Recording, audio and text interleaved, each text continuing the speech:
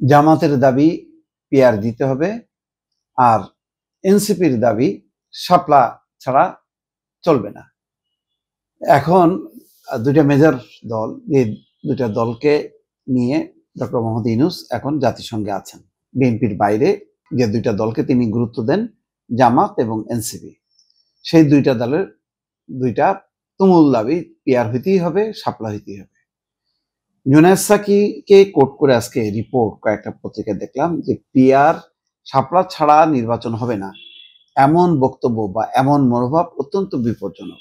কারণ দাবি থাকতে পারে, সব দাবি পূরণ হবে না। আর পিআর হলো নিম্নকক্ষে, মানে যদি একটু কম রাজনৈতিক দল দাবিও করে থাকে, উচ্চকক্ষে কিন্তু অনেকগুলো রাজনৈতিক দল যারা আবার নীতিগতভাবে বিএনপির অবস্থানের সাথে যুক্ত, তারা কিন্তু আবার সমর্থন করে। তো এখানে কিন্তু তাই বলে নির্বাচনই হবে না। কেন নির্বাচন হবে না? প্রচলিত সিস্টেমে নির্বাচন হবার পর তারপরে যদি আমি জয়যুক্ত হই, তাহলে আমি সেটা ইন্ট্রোডিউস করব। যেমন আবারও সেই সুশীলা কার্কির কথা বলি, তিনি বলছেন যে শাসনতান্ত্রিক কোনো ব্যবস্থা পরিবর্তন কিছুই করা যাবে না, আমরা কেবলমাত্র একটা নির্বাচন করে দেবো, নির্বাচন করার পর নির্বাচিত সংসদ সেগুলি করবে। দেখেন, এটাই হচ্ছে, তাহলে কোনো বিতর্ক থাকবে না। এটা ছাড়া আপনি গণভোট, গণপরিষদ যেই করেন না কেন, সেগুলি হলো বিতর্কিত হবে। আপনি সংবিধানের গায়ে হাত দিতে পারবেন না, প্রচলিত পদ্ধতি দিবেন না। কারণ একটা বলা যায় একটা যুদ্ধাবস্থা থেকে বেরোয় আসছে একটা দেশ, সেই দেশে দ্রুত নির্বাচন, যাতে সুষ্ঠু অবাধ নিরপেক্ষ নির্বাচন হয়, এটি তো মূল দাবি ছিল। এটার মধ্যে দিয়ে আপনি করবেন। তারপরে সার্জিস আলম বলছে যে শাপলা ছাড়া নির্বাচন কিভাবে হয় দেখে নেব। এটা কি ধরনের একটা জুলাই অভ্যুত্থানের নেতাদের যদি এইরকম হুমকি হয়, যদিও নির্বাচন কমিশনের বলছেন যে এইগুলি আমাদের আমলে নেব না, এরকম অনেক দাবি থাকতে পারে, এটা রাজনৈতিক বিষয়, রাজনৈতিকভাবে সমাধান হয়ে আসুক, তখন আমাদের ব্যাপার। পিআরও আমাদের করার কিছু নেই, শাপলার ক্ষেত্রে করার কিছু নেই। কিন্তু এই অ্যাটিটিউডটা যদি থাকে যে মানে পিআর ছাড়া যাব না, শাপলা ছাড়া নির্বাচন হবে না, তাহলে এটা গণতন্ত্রের জন্য খারাপ বার্তা। এবং এইসব যত গোলমেলে অবস্থা হবে, তত বেশি কিন্তু ভিন্ন শক্তিগুলো এলোমেলো করার চেষ্টা করবে। তাহলে একটা শাসনতান্ত্রিক যেই রেল লাইন, সেই রেল লাইনের উপরে ট্রেন কিন্তু কখনোই উঠতে পারবে না, বারবার কিন্তু আটকে যাবে।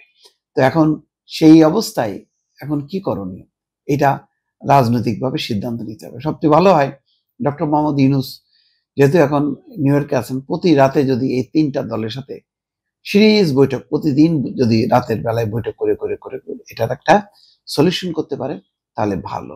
নতুবা এখন কিন্তু আস্তে আস্তে ঘনায় আসতেছে, বিএনপি জোর দিচ্ছে নির্বাচনের উপর এবং প্রার্থী মনোনয়নের কাজও তারা শুরু করছে। জামাত তো আগেই করে রাখছে, কিন্তু জামাত এই যে পিআরের ব্যাপারটা নিয়ে ইতিমধ্যে রাজপথে তারা আন্দোলন করছে, সামনেও আন্দোলন কর্মসূচি আছে। এটা ব্যাপারে যদি অনড় থাকে, তাহলে কিন্তু সমস্যা থাকবে।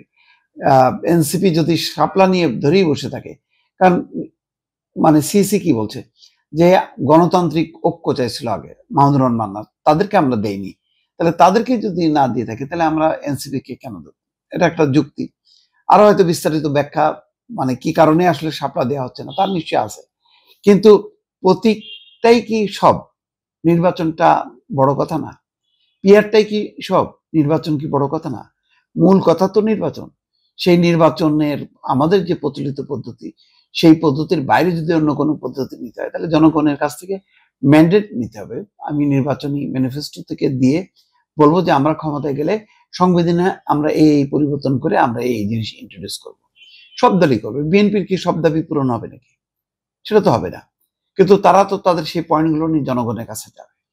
সুতরাং এখন সবাই, বিএনপি যেভাবে এখন তার প্রার্থীতা ঠিক করতেছে, সব রাজনৈতিক দল সেরা মানুষ দিবে জনপ্রতিনিধি হিসাবে, যাতে আর এই চাঁদাবাজি, দুর্নীতি এবং সত্যিকার অর্থে জনপ্রতিনিধিত্ব থাকে। মানুষের ভোটটা যদি ঠিক মতন হয় ওই জনপ্রতিনিধির পক্ষে, তাহলে ওই প্রার্থীর একটা জবাবদিহিতা থাকবে। সে তখন আর ওই দুর্নীতি, অনিয়ম, চাঁদাবাজি, মাদক ওই জায়গাগুলো প্রশ্রয় দেবে না। সুতরাং এবং সামগ্রিকভাবে দেশ একটা নির্বাচিত সরকারের অধীনে শাসিত হচ্ছে, সেই লাইনে আসলে যাওয়া উচিত। জুনায়েদ সাকিব যথার্থভাবেই কিন্তু তার উদ্বেগ উৎকণ্ঠাটা প্রকাশ করেছেন দর্শক।